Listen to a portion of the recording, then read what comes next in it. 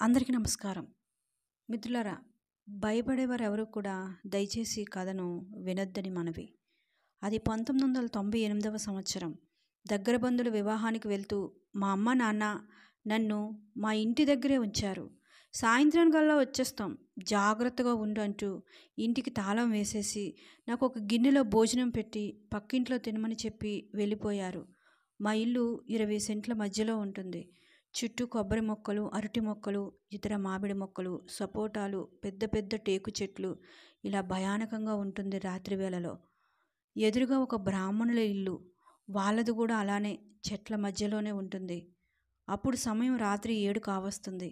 అది పల్లెటూరు అవడం వల్ల పొలం పనులు చేసుకొని వచ్చిన వాళ్ళందరూ వంటలు చేసుకొని స్నానం చేసేసి భోజనం చేసి పడుకునే టైము. ఇక నేను మా పక్కింట్లో ఉంటూ వాళ్ళ పిల్లలతో ఆడుకుంటూ ఉండగా వాళ్ళు భోజనం చేస్తున్నప్పుడు మా అమ్మ పెట్టిన భోజనాన్ని తీసుకొచ్చి నేను కూడా తిన్నాను. తిన్న తర్వాత మా పక్కింటి ఆమె, మీ ఇంటికి వెళ్ళి అరుగు మీద పడుకో, మీ అమ్మ వాళ్ళు వచ్చారంటే మళ్ళీ నన్ను కూడా లేపుతారు, వచ్చేస్తారని చెప్పారు కదా అని చెప్పింది. అప్పుడు సుమారు నా వయస్సు 9 సంవత్సరాలుంటాయి. అలా వెళ్ళిపోమనగానే నాకు కాస్త భయమేసింది. కానీ ఉండొద్దు అన్నప్పుడు వాళ్ళ దగ్గర ఎలా ఉంటాను? అందుకే నేను తిన్న గిన్నె పట్టుకొని వెళ్ళిపోయాను. అమ్మ నాన్న ఇంకా రాలేదు. నా తోడబుట్టిన వాళ్ళిద్దరినీ తీసుకువెళ్ళారు, కానీ నన్ను వాళ్ళు తీసుకువెళ్ళలేదు. ఇప్పుడే కాదు, చాలాసార్లు వాళ్ళు అలానే చేశారు. వాళ్ళు వచ్చే వరకు అక్కడ ఇక్కడ ఆడుకుంటూ ఉండేదాన్ని. కానీ ఈరోజు సమయం గడిచిపోతుంది. ఆకాశంలో చంద్రుడు ప్రకాశంగా కనిపిస్తున్నాడు. నాకేమో చుట్టూ భయమవుతుంది. ఇంటి చుట్టూ ఉన్న లైట్లను వేసుకొని అరుగు మీద ఉన్న చెక్క బల్లపై అలా నడుము వాల్చి పడుకున్నాను. చందమామను చూస్తూ ఉంటూ పడుకోగా నిద్ర పట్టేసింది. సడన్గా నా మీద ఎవరో చెయ్యి వేసినట్లయింది. లెగిసి చూశాను. పేరుతో పిలిచారు. చూస్తే మా ఎదురింట్లో ఉన్న ఆంటీ రాజేశ్వరి. ఆమెను చూసి ఒక్కసారిగా నేను భయపడ్డాను. ఎందుకంటే ఆమె చనిపోయి అప్పటికి 6 నెలలవుతుంది. మా ఎదురింటి యజమాని వేరే ఊర్లో ఉంటూ ఆ ఇంటిని ఒకరికి అద్దెకిచ్చారు. వాళ్ళు ఎవరంటే మండలంలో ఫైనాన్స్ చేసి బాగా డబ్బును సంపాదించిన వ్యక్తి. ఆయన ఒక అందమైన పేదింటి అమ్మాయిని రెండో భార్యగా ఆ ఇంటికి తీసుకువచ్చి రహస్య కాపురం పెట్టారు. వాళ్ళకి 2 పిల్లలు, మురళి, పద్మ. వాళ్ళు ఎక్కువగా నాతో ఆడుకుంటూ ఉండేవారు. నా తోబుట్టువులు పట్టణంలో మా నానమ్మ దగ్గర ఉండి చదివారు. మా అమ్మా నాన్నలు నన్ను మాత్రం మా ఊర్లోనే ప్రాథమిక పాఠశాలలో చదివించారు. అందువల్ల ఆ ఊర్లో వాళ్ళిద్దరికీ నేను పరిచయమే. ఆ ఊర్లో ఎలాంటి కార్యమైనా, దినకార్యమైనా, శుభకార్యమైనా, బారసాలైనా, అది ఎలాంటి కార్యమైనా భోజనాలకి నేనే వెళ్ళేదాన్ని. నన్ను పోస్ట్ మ్యాన్ గారి పాప అని పిలిచేవారు. పోస్ట్ మ్యాన్ అంటే ఎవరో వాళ్ళకి తెలియదు, కానీ నేను అందరికీ తెలుసు. నాతో ఆడుకుంటున్న మురళి, పద్మలు మంచి స్నేహితులయ్యారు. వాళ్ళతో వాళ్ళ ఇంటికి వెళ్తూ ఉండేదాన్ని. నేను అలా వెళ్ళడం వల్ల మా అమ్మ నన్ను అప్పుడప్పుడు వెళ్ళొద్దని మందలించేది. ఎందుకంటే ఆమె రెండో భార్యగా వచ్చింది. అతను ఒక తాగుబోతు. ఎందుకు మనకి లేనిపోని సమస్యలని ఎవరు వాళ్ళతో మాట్లాడేవారు కాదు. కానీ నేను మాత్రం వాళ్ళతో మంచిగా ఆడుకునేదాన్ని. అలా నేను ఆడడం వల్ల ఆమె అమ్మకు కూడా పరిచయం అయ్యింది. ఆమె చాలా అందంగా ఉంటారు, సరదాగా మాట్లాడేది. చాలా పేదింటి అమ్మాయి. వాళ్ళ నాన్న రిక్షా తొక్కుతూ ఉండేవారు. అప్పుడప్పుడు తనని చూడ్డానికి అక్కడికి వచ్చేవారు కూడా. ఇక తన భర్త మాత్రం వారంలో 2-3 సార్లు వస్తూ పిల్లలని బయట పెట్టేసి వాళ్ళు ఏకాంతంగా గడుపుతూ ఉండేవారు. ఒకరోజు ఏమైందో ఏమో కానీ అలా తలుపులు వేసుకున్న వాళ్ళు పిల్లలు బయట ఆడుతూనే ఉన్నారు. ఎంతకీ డోర్ తీయలేదు. తర్వాత చాలాసేపటికి పద్మ, మురళిలు ఏడ్చుకుంటూ మా ఇంటికి వచ్చారు. మా అమ్మ ఏమైందని అడిగితే అమ్మకి ఒంట్లో బాలేదు, ఎంత లేపినా లేవటం లేదు, నాన్న కారులో అమ్మని పట్టణానికి తీసుకువెళ్ళారు, మాకు భయమవుతుంది, ఆకలవుతుంది అని ఏడుస్తున్నారు.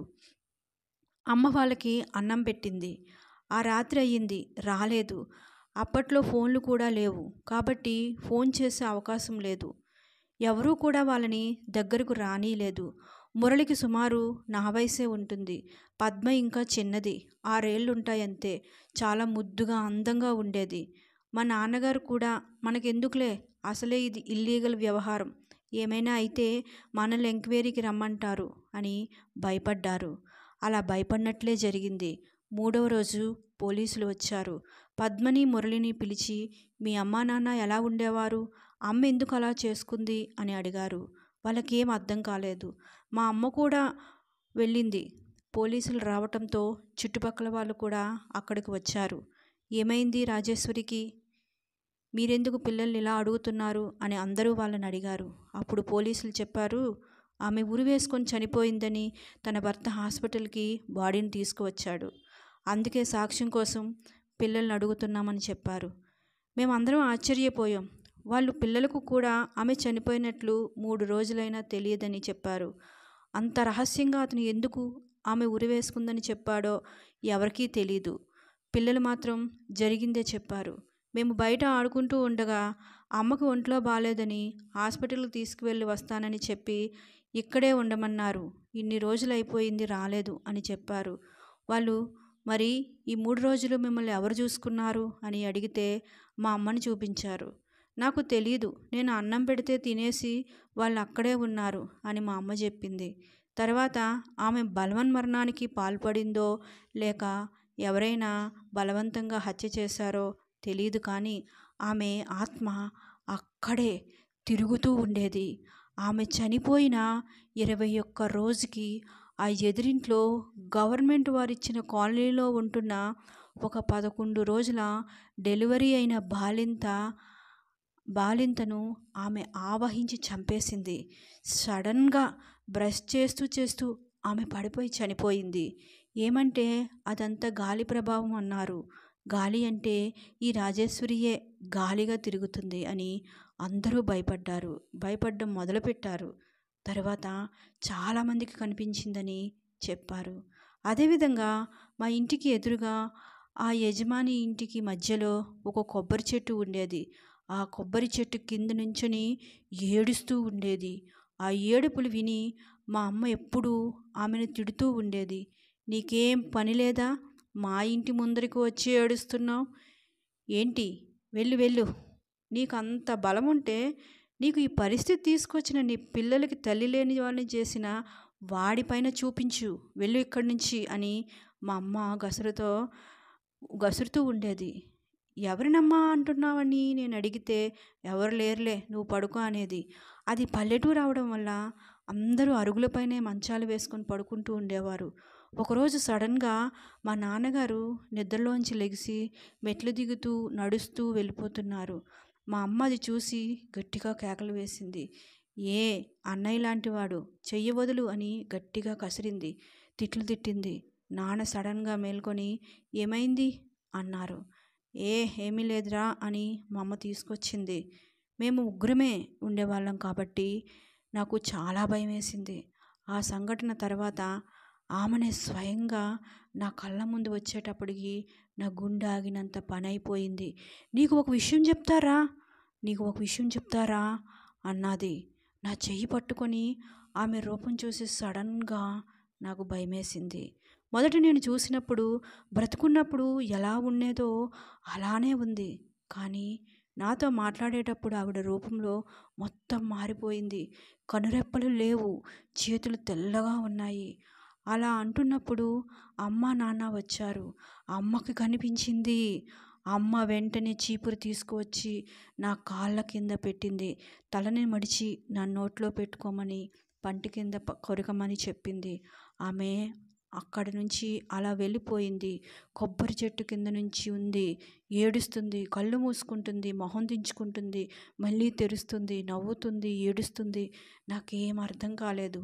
చాలా భయం వేసింది. నేను ఎప్పుడూ అలాంటి రూపాన్ని చూడలేదు. ఆమె ఏదో చెప్పబోయింది. తనతో బ్రతుకున్నప్పుడు స్నేహంగా చివరి క్షణాల్లో మాట్లాడింది నేను అమ్మే కాబట్టి ఆమె మాకు మాత్రమే కనిపిస్తుందని అప్పుడే తెలిసింది.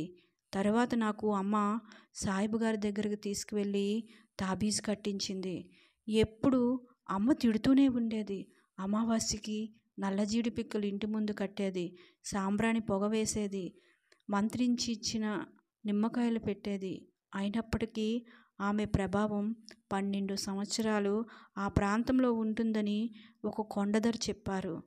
అప్పుడు మేము ఆ ఇల్లు వదిలి పట్టణానికి, అంటే నా తోబుట్టువులు చదువుతున్న ఊరికి అద్దెకి వచ్చేయాల్సి వచ్చింది. ఇలాంటి ఎక్స్పీరియన్స్ మీకు కూడా జరిగిందా? నిజంగానే ప్రేతాత్మలు ఉంటాయా? మనం ఎవరితోనైనా స్నేహంగా ఉన్నప్పుడు, వాళ్ళు బలవన్మరణానికి పాల్పడినప్పుడు, హఠాత్తుగా మరణించినప్పుడు వారి ఆత్మలు కనిపిస్తాయా? మీకు తెలిస్తే కామెంట్ చేయండి. విన్న ప్రతి ఒక్కరికి ధన్యవాదాలు.